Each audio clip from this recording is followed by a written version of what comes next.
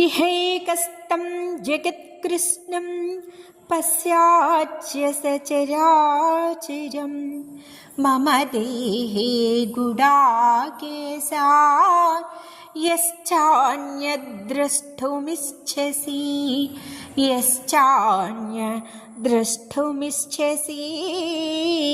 ఇట్టి అనంతరూపుడు, సర్వవ్యాపి, సర్వశక్తిమంతుడు అగో ఈ పరమాత్మను అల్పుడుగా భావించకూడదు. ఏ జీవుడు భక్తి ప్రపత్తులు కలిగి వినయ విధేయుతుడై సేవించుట ధర్మము. అప్పుడు మాత్రమే కష్టాల నుంచి, గ్రహదోషాల నుంచి విముక్తి కలిగి, జ్ఞానము కలిగి మనశ్శాంతి పొందగలుగుతాం. ధర్మరాజు అడవుల్లోకి పంపించిన దుర్యోధనాదులు అడవిలో ఉన్నప్పుడు వాళ్ళ వైభవం చూపించుకోవటానికి దుర్యోధనుడు మంది మార్బలంతో వస్తాడు.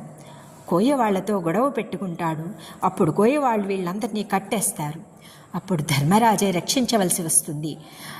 అర్జునుడు వాళ్ళు వద్దన్నప్పటికీ కూడా మనము ఎవరైనా బయట వాళ్ళు వస్తే 108 మంది, అందుకని వాళ్ళని రక్షించవలసిన ధర్మం ఉందని చెప్పి ఆ కోయవాళ్లతో యుద్ధము చేసి దుర్యోధనాదుల్ని రక్షించి మళ్ళీ రాజ్యానికి పంపిస్తాడు.